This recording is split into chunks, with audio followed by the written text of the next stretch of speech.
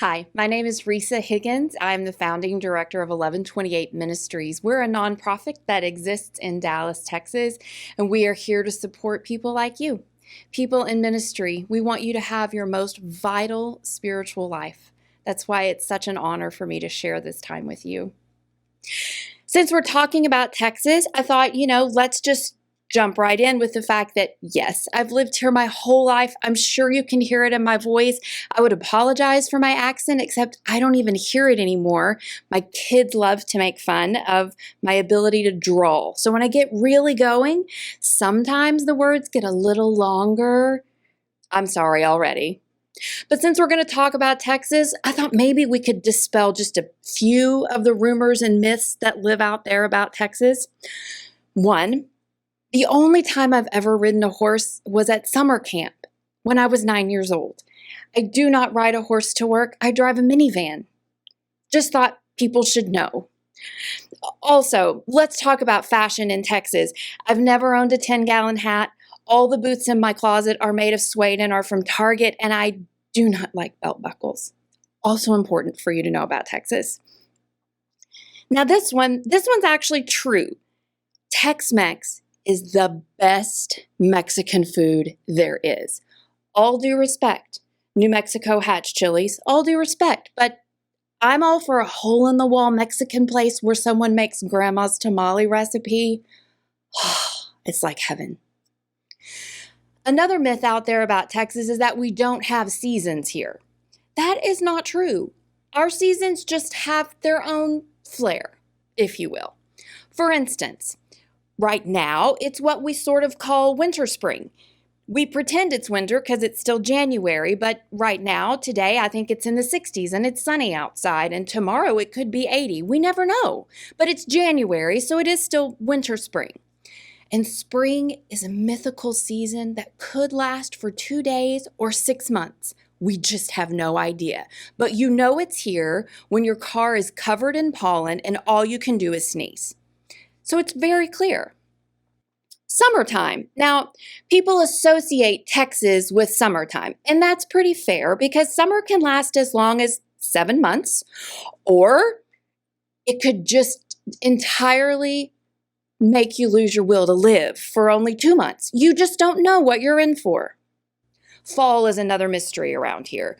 We hear that other people in the world like to get cozy in the fall and they want to wear boots and sweaters and leaves change to beautiful colors. In Texas, it's still 90 in October. We've worn shorts to Thanksgiving and Christmas many times, but the leaves do change colors. It's just that as they fall, they kind of melt on their way down. So see, we do have seasons around here. One of the ways that I mark the seasons is in a tree that we planted in our backyard. We live in a suburb of Dallas, Texas. We've been here for so long that I don't actually remember when we planted this tree that I'm going to tell you about. It was somewhere between 10 and 15 years ago. When we planted said tree, I could wrap my hands around it. The trunk fit right here. It was tiny. And honestly, it kind of felt like maybe the guy at Home Depot had tricked us into buying a dead stick, and if we just put it in the ground and took care of it, something magical would happen, almost like Jack and the Beanstalk. And for those first couple of years, it kind of looked like that in our backyard. It was just a stick that was in the corner, and it didn't really grow. It didn't really have very many leaves, and I thought, this is going nowhere. However, now it's 11 or 12 feet tall. It has a wide canopy, and it is beautiful to behold. But this tree is also, we might say that it's strong-willed, or that it just marches to the beat of its own drummer, maybe.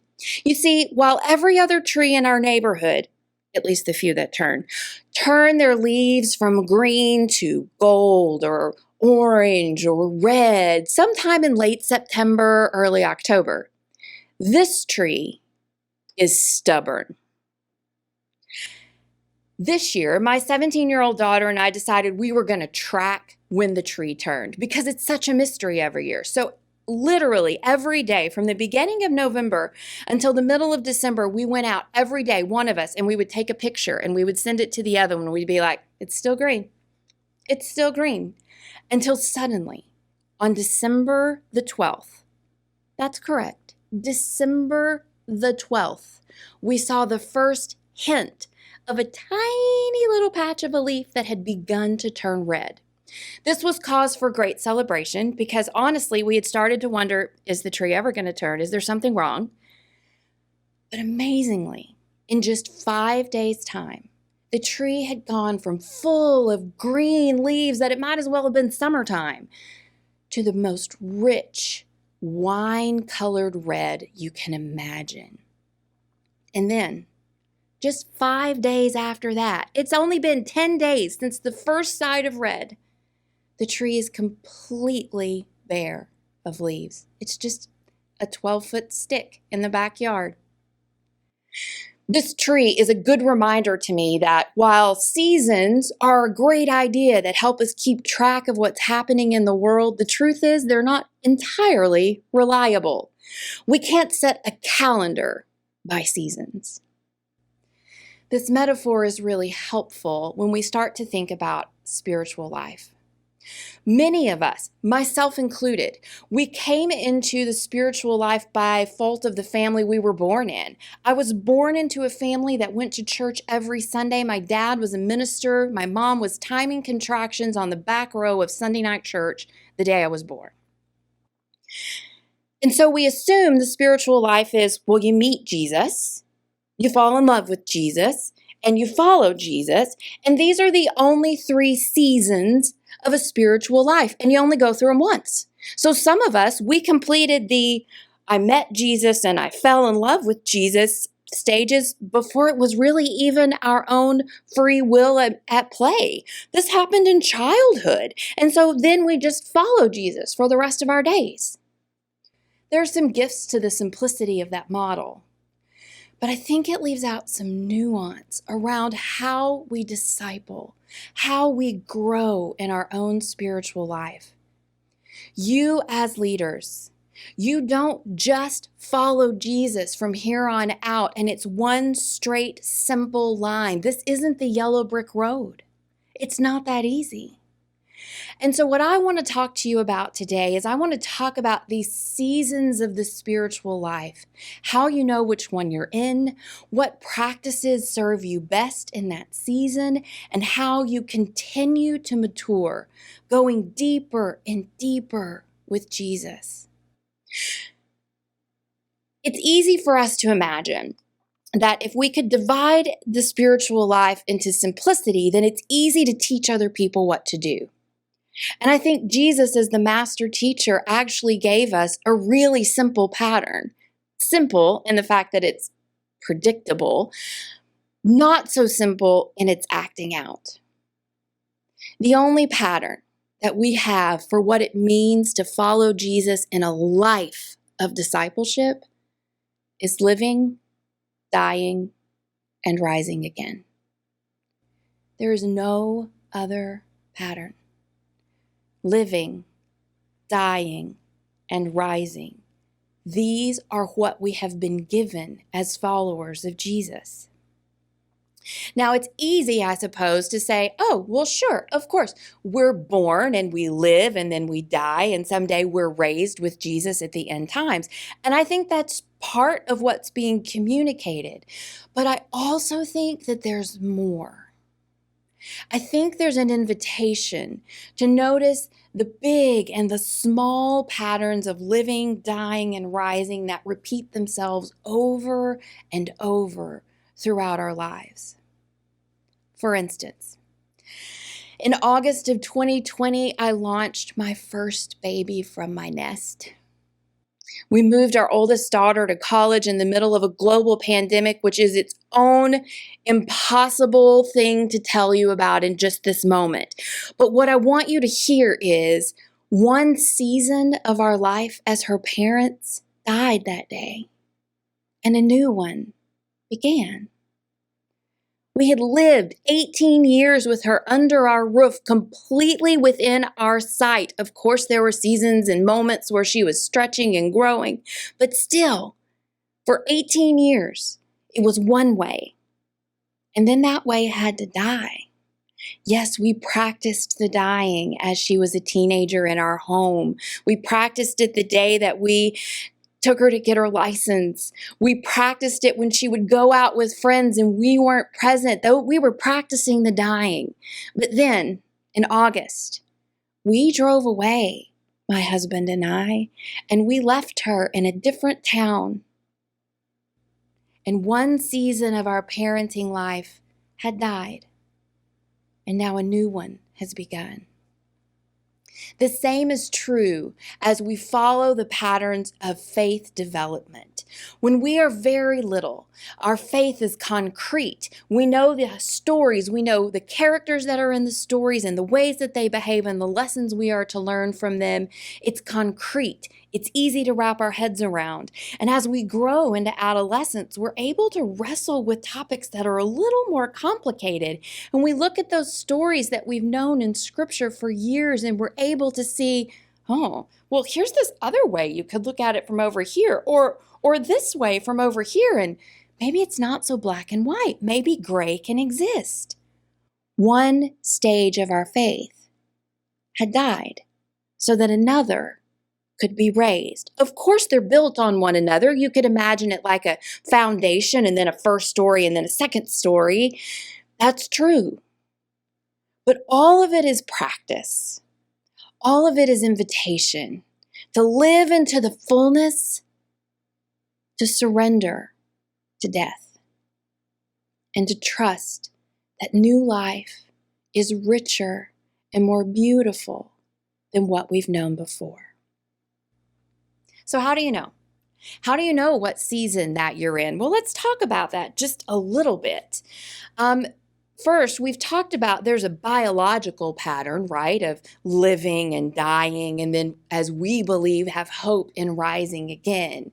And you can see that in pretty big blocks chronologically of our lives, right? You could say that from 0 to 60, you're in the full living, and from 60 forward, you are in the practicing of dying until the end of your earthly life and a new life begins. But what about in our faith life? What about in our family life? What about in our ministry life?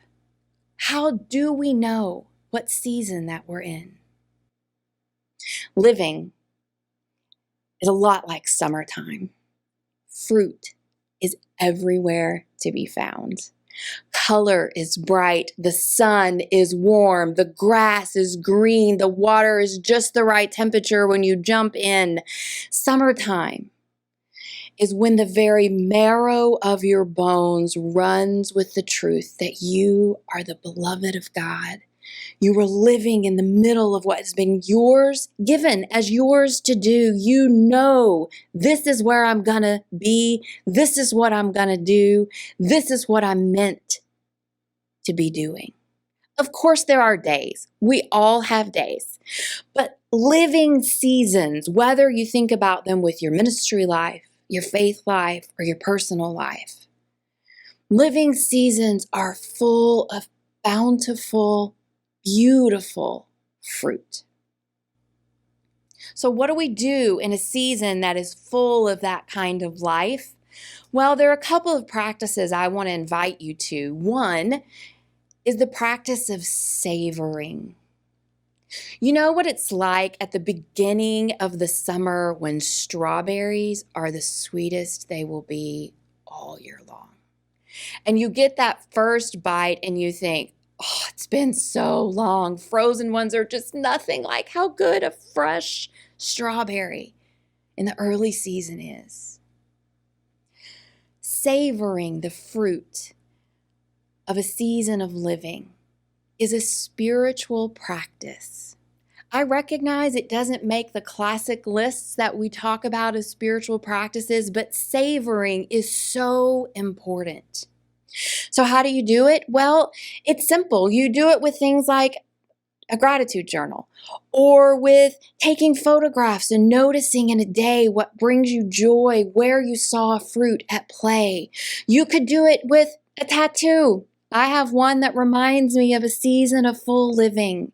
You could do it with the way that you decorate a specific space in your room, or however comes naturally to you. Record as often as possible, even daily. These are the gifts and the fruits of this season. The second practice for this season may feel a little less natural, and that's okay. Practice.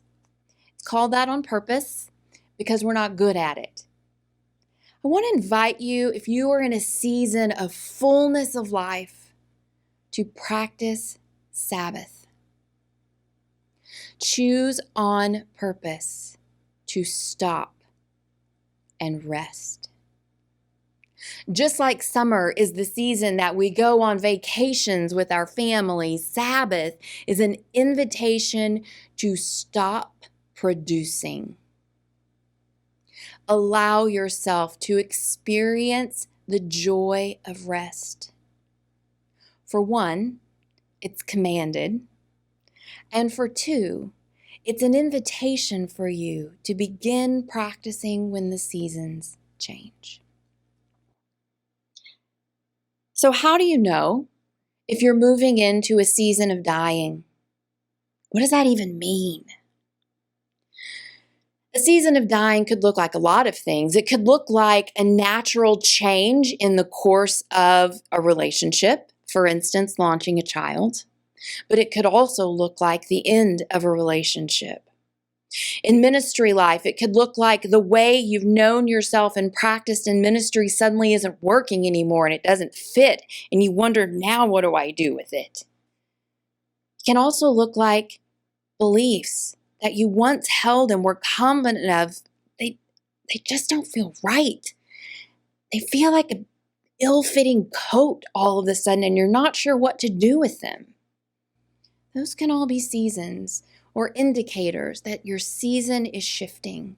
Think of them like autumn. You don't need to fight what's happening. It's how it is meant to be. But I do want to encourage you to notice, just like you pay attention to leaves changing in the fall. This is an invitation to practice letting go. Autumn is a beautiful reminder that death can be brilliant, beautiful, a gift. So what does it look like in that season? What kind of practices are really helpful? Well, two come to mind. The first is practice silence. Silence is a classic spiritual discipline, and it sounds super fancy to practice. It's not. Here's what you do. You set a timer on your phone for 5 minutes. You sit down in a quiet place and you just pay attention to your breathing. That's all you do. Anytime another thought or feeling or distraction comes, you just accept it and release it for 5 minutes a day. You simply sit. In that time, you are creating space in yourself, in your mind, in your heart, in your body to hear and receive from God. You aren't holding on to control. You're not holding on to a specific requirement that you want from God. You are just in God's presence, allowing God to do God's work in you. The second practice is also a classic. It makes most lists, and it's fasting. Now, everybody has a different idea about fasting, so let me just start with, you need to choose a practice of fasting that works for you. If you have health conditions that make food fasting just impossible, that's fine. What if you practiced, I don't know, being away from media for 24 hours out of every week? Or what if you practiced refraining from complaining? These are all experiences in surrender. A season of dying is a season of surrendering. It's opening our hands and remembering I am actually not in charge of the universe. So whatever God chooses to do, I will discipline my heart to be able to receive it.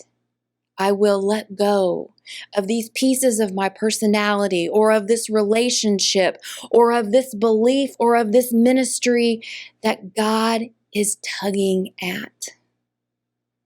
And I will welcome whatever God has to do after that time. Dying is in the practice of surrendering. It's in this place that most American Christianity goes, sorry, no thanks. I don't really want to participate in that. Like, I'm here for the living. I'm here for the bigger attendance numbers. I'm here for the victory. I get it. It goes against so much of what we've learned about what it means to follow Jesus. And yet, we follow a Savior who has showed us the way is living, dying, and rising. There is no gift of rising without the humiliation of dying. So why not practice dying now in the little ways and practicing with silence and with fasting so that when the bigger ones come, you have the muscles ready to release. I think one of the reasons we resist that kind of thing is it's really terrifying to imagine dying, not just physically dying, but also in the being out of control about what happens around us or in us, that we would surrender that control because we have no idea what's on the other side. Let me reassure you, creation shows us winter has its purpose. The frozen ground is not dead forever. It's resting so that new life can begin to grow. When you find yourself in a season of rising, I want you to remember this. Humans are powerless to transform ourselves. We can take on all kinds of good change projects. We're very good at that. But we are powerless to transform ourselves. We must depend on love. So in a season of rising, I want to encourage you to the practice of imaginative reading of Scripture, particularly with the Gospels. I want you to go to a story of Jesus, and I want you to imagine that you're actually a character in the story, that you're there as the Gospel is unfolding. Let yourself experience it. Sit with the same story for a month if you want to, and be a different character every single day, but do this.